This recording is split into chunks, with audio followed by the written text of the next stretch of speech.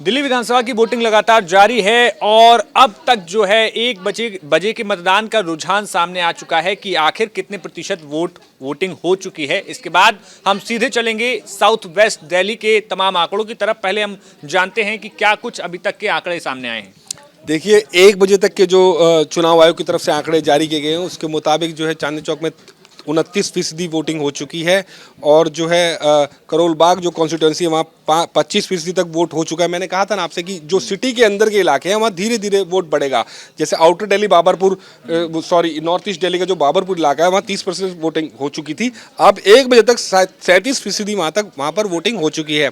और जो शहर के अंदर के इलाके हैं करोल बाग, सदर बाजार, चांदनी चौक और जो आसपास की सीटें हैं, नई दिल्ली विधानसभा सीट है, वहाँ पर वोट प्रतिशत धीरे धीरे बढ़ रहा है। जैसे जैसे दिन आगे बढ़ रहा है वैसे वैसे वोट प्रतिशत वहाँ पर बढ़ता हुआ दिखाई दे रहा है।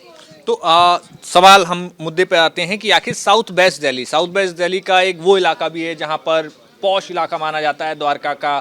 इसके अलावा साउथ वेस्ट दिल्ली में वो इलाके भी हैं जहां पर अनऑथराइज्ड कॉलोनी है। इसके अलावा साउथ वेस्ट में वो भी एक बहुत बड़ा ग्रुप है जो कि पूर्वांचल से आने वाले लोग जहां पर रहते हैं। तो क्या कुछ फैक्टर इन तमाम विधानसभाओं में और खासतौर पे साउथ वेस्ट में कौन कौन सी विधानसभाएं और इनमें खासतौर पे जाट वोटर्स का क्या कुछ समीकरण बैठता है?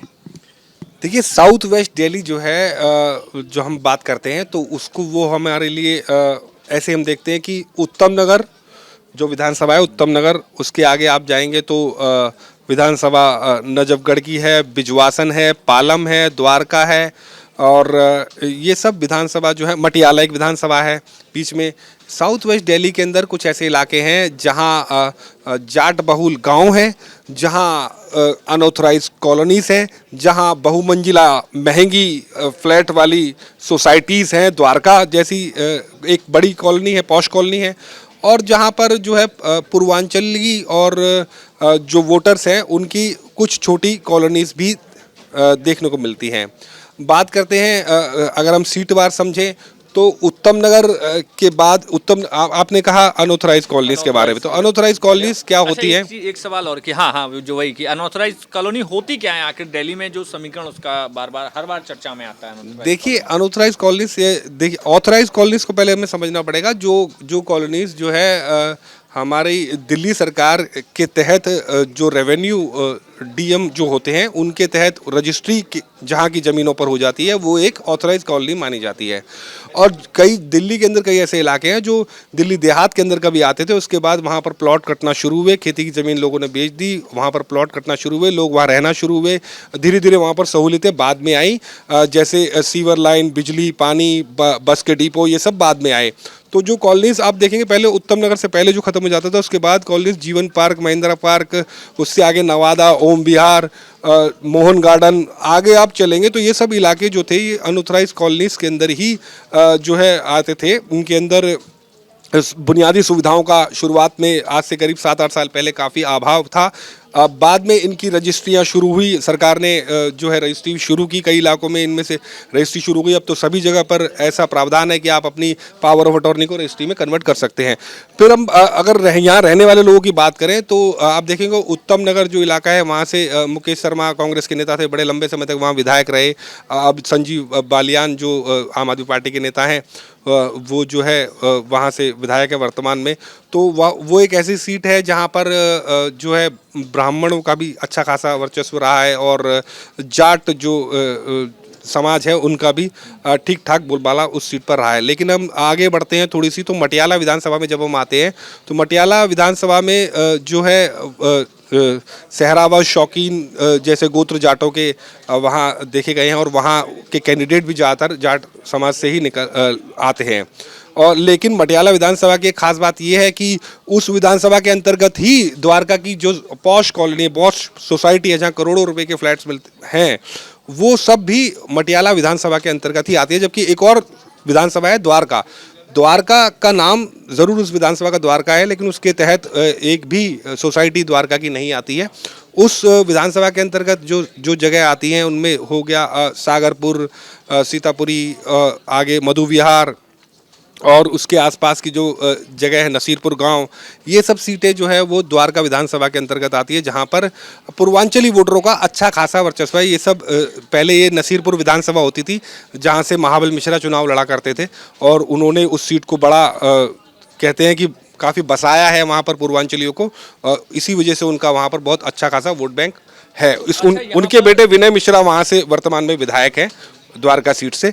और जो बगल की सीट है उसके ठीक वो है पालम सीट से इस बार तीनों कैंडिडेट ही जाट समाज से हैं। पिछली बार यहाँ से भावना गौड़ जो है आम आदमी पार्टी की, वो विधायक थी। इससे पहले वहाँ लंबे समय तक धर्मदेव सोलंकी विधायक रहे हैं, वो बीजेपी से रहे हैं। तो वहाँ बीजेपी और आम आदमी पार्टी के बीच कांटे की टक्कर देखने को मिल रही है, क्योंकि वहाँ पर कुछ जो कॉलोनीज हैं वो ब्राह्मण बहुल है, जहाँ पर कि जो कि खास वोट रहा है बीजेपी का। इस वजह से वहाँ पर जो वार्ड है वो भी विजय सीमा पंडित वहाँ से निगम पार्षद है। एक वार्ड से फिर बीजेपी जीती हुई है, तो कम से कम 3 वार्ड जो है वो बीजेपी के हाथ में है वहाँ पर। तो वहाँ पर भी मुकाबला कांटे का देखने को मिल रहा है। आगे हम जाते हैं बिजवासन में, वहाँ ये सीट भी जाट बहुल है और नजफगढ़ सीट भी जाट बहुल मानी जाती है। साउथ वेस्ट जो दिल्ली है, इसके अंदर हम बात करें तो दोनों ही तरफ जो है वोटर्स का झुकाव देखने को मिल रहा है। ऐसा मतलब साफ कोई एज किसी को दिखाई देता नहीं दिख रहा है कहीं से भी। बाकी फैसला जनता का है, वो 6 बजे तक अपने मतदान का प्रयोग साउथ वेस्ट में कौन सी पार्टी आपको लगता है कि पिछले चुनावों में 20 में 2015 में कौन मजबूत रहा था ज़्यादा, और अब जो है अब कौन बाजी पलट सकता है? क्या इस बार कुछ उम्मीद है कि राजनीतिक तौर पर चीज़ें बदली हैं या फिर वैसी ही की वैसी नहीं? देखिए, केजरीवाल ने पूरी कोशिश की है वहाँ पर कि जाट समाज को एक मैसेज दिया जाए कि हम जो है जाट समाज के साथ खड़े हैं। वहाँ से उन्होंने बात जो की कि हम ओबीसी की सेंट्रल लिस्ट के अंदर जाट समाज को, दिल्ली के जाट समाज को लेकर के आएंगे। मैं आपको बताऊं, ये दिल्ली के जाट समाज की बात हो रही है, क्योंकि राजस्थान के जाट समाज ओबीसी की सेंट्रल लिस्ट के अंदर ऑलरेडी इंक्लूड है, लेकिन दिल्ली के जो जाट हैं वो ओबीसी की सेंट्रल लिस्ट के अंदर नहीं है। इसके लिए उन्होंने बाकायदे चुनाव के दौरान ही प्रधानमंत्री मोदी को चिट्ठी भी लिखी है, और उन्होंने अपने कैंडिडेट जो चयन किए हैं इन सीटों पर, उनमें भी जाट समाज को तवज्जो दी है। यही वजह है कि बीजेपी ने भी कई सीटों पर जो है जाट समाज के नेताओं को उतारा है। जो पालम विधानसभा थी, जहां से पूर्व निगम पार्षद कुलदीप सोलंकी को टिकट दिया गया है बीजेपी की तरफ से, जबकि और भी कई स्ट्रॉन्ग कैंडिडेट वहां पर दिखाई दे रहे थे बीजेपी के ही। और दूसरी विधानसभाओं के अंदर भी यही देखने को मिला है। इवन केजरीवाल के खिलाफ खुद नई दिल्ली से प्रवेश वर्मा को टिकट दिया है, जो कि पूर्व मुख्यमंत्री साहिब सिंह वर्मा के बेटे हैं, जबकि जो कि जाट समाज से ही आते हैं।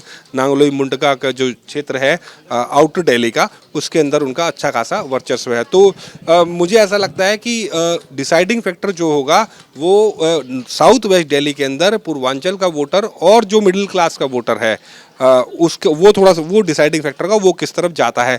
रही बात जो दूसरी अनऑथराइज कॉलोनीज की है, तो वहाँ के वोटरों को जरूर थोड़ा सा फायदा इस जो है दिल्ली सरकारी कुछ योजनाओं से हुआ है। बिजली और पानी की बात वो लोग ज़रूर करते हैं, लेकिन वही सब बातें बीजेपी ने भी अपने मैनिफेस्टो में बताए हैं, कांग्रेस ने भी वही सब बातें वादे किए हैं जनता के बीच।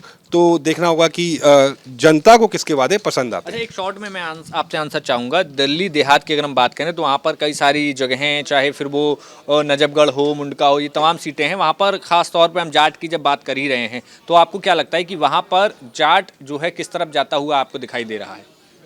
शॉर्ट देखिए, किसान आंदोलन के बाद से जाटों का बीजेपी से एक मोहभंग हुआ था।